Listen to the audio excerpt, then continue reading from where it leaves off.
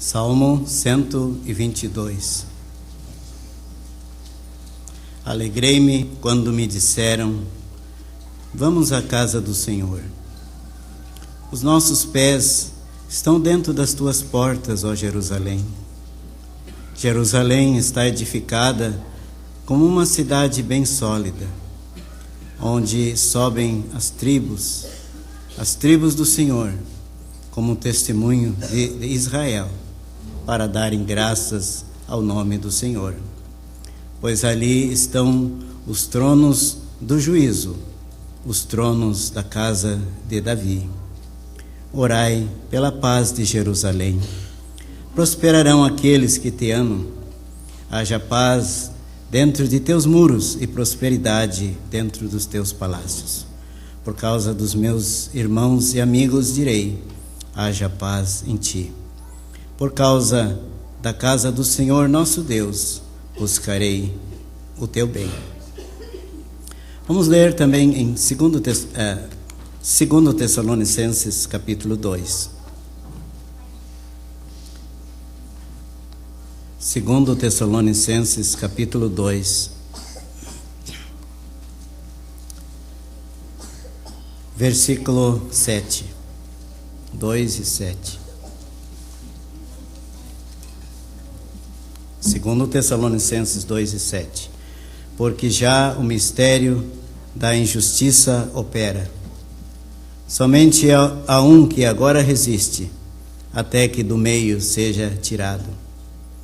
E então será revelado o iníquo, a quem o Senhor desfará pelo assopro da sua boca e aniquilará pelo esplendor da sua vinda.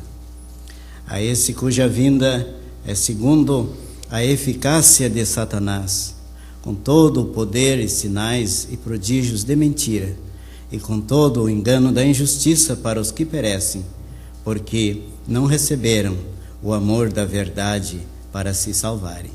E por isso Deus lhes enviará a operação do erro, para que creiam a mentira, para que sejam julgados todos os que não creram a verdade, antes tiveram prazer na iniquidade. É apenas essas passagens que eu gostaria de ler.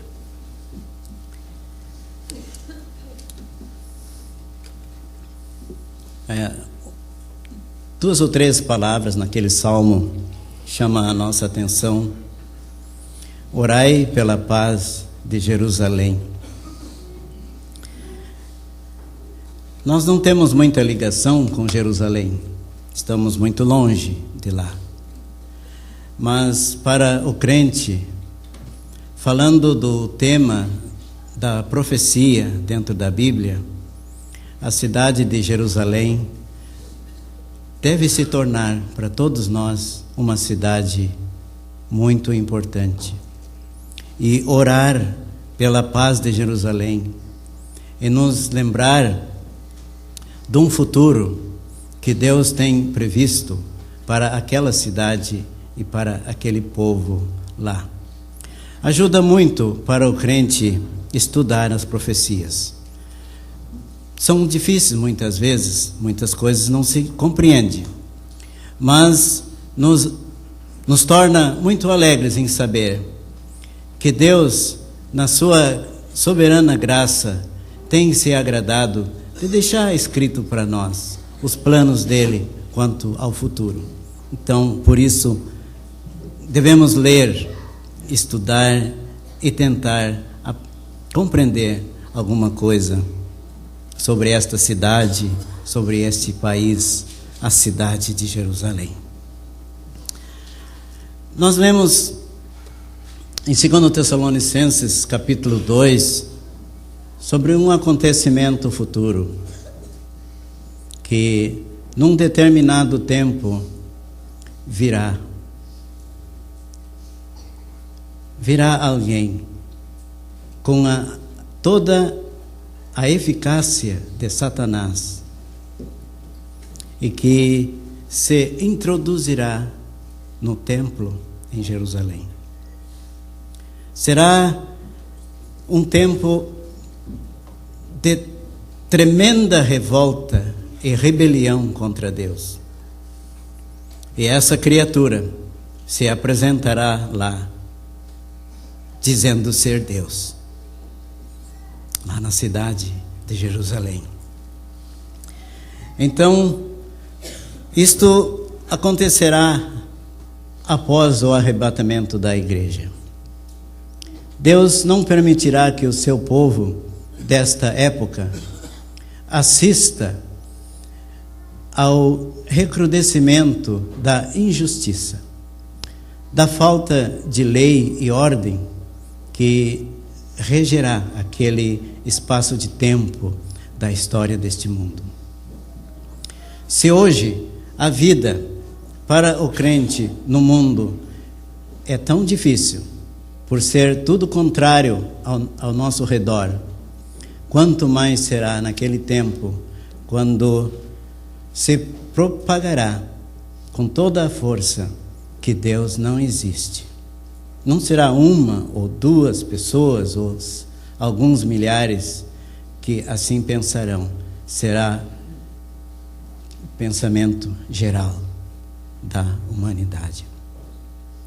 Mas por muitos séculos era impossível para a mente humana calcular e pensar no cumprimento desta profecia.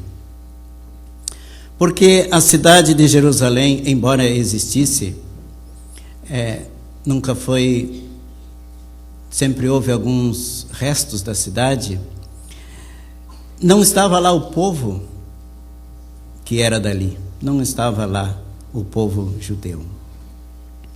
Mas foi em 1917, por ocasião da Primeira Guerra Mundial, quando o país que dominava aquelas terras, pelo fato de se colocar na guerra do lado contrário dos aliados, perdeu. E assim, diversas cidades, inclusive Jerusalém, foram libertadas do domínio otomano. E assim, a partir daquele ano,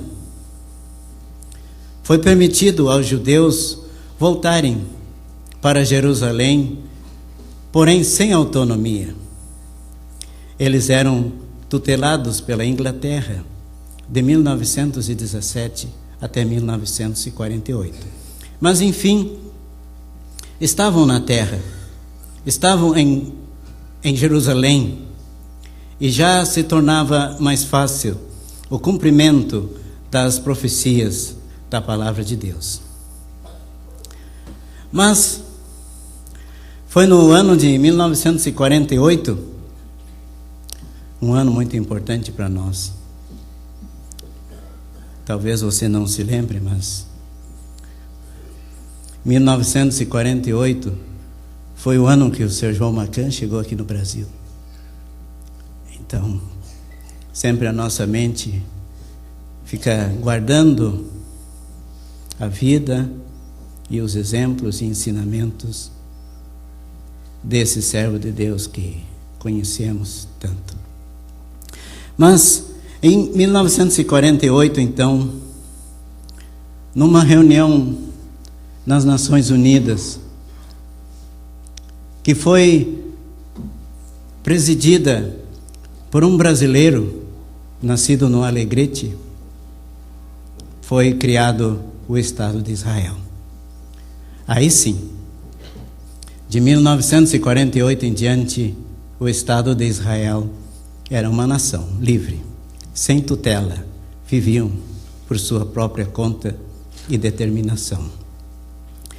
E assim, nós vamos vendo que esse templo ainda não existe lá. Mas, logo após, provavelmente que logo após o arrebatamento da igreja, se manifestará este homem que a Bíblia chama de besta. Pode já estar vivo, pode já estar vivo, existindo em alguma parte do mundo, não sabemos aonde, porque pela palavra de Deus reconhecemos que aquelas terras dominadas pelo Império Romano serão novamente o palco da manifestação poderosa de um novo império ou governo que seja dentro daqueles limites. E hoje nós vemos o nosso mundo sem controle, completamente sem controle, porque a própria Itália, que é onde está Roma, vai mal. A Inglaterra não participa do mercado comum europeu, está fora. Recentemente, a presidente da Alemanha e o presidente da França sugeriram a formação de um governo econômico, além do Parlamento Europeu, que já existe há um certo tempo. Há fraqueza geral nas nações, mas aprendemos da Bíblia que, embora que se formarão esses 10 reinos dentro dos limites daquele antigo Império Romano, será um homem sem expressão que se levantará para dominar. Não será nenhum desses importantes, porque lemos disso em Daniel, que ele surgirá do nada e logo tomará o lugar de 3 dos outros e daqui a pouco dos 10, e tudo se encaminhará para aquele final. Então, irmãos, em resumo, nós devemos pensar: a vinda do Senhor Jesus Cristo está por acontecer muito rápido. O tempo que nós temos para pregar o Evangelho, para orar pelos nossos familiares, para cooperar na Igreja de Deus, é muito pouco. Olha, o mundo está inquieto, e nós, lendo estas profecias, nós vemos que o tempo está aí.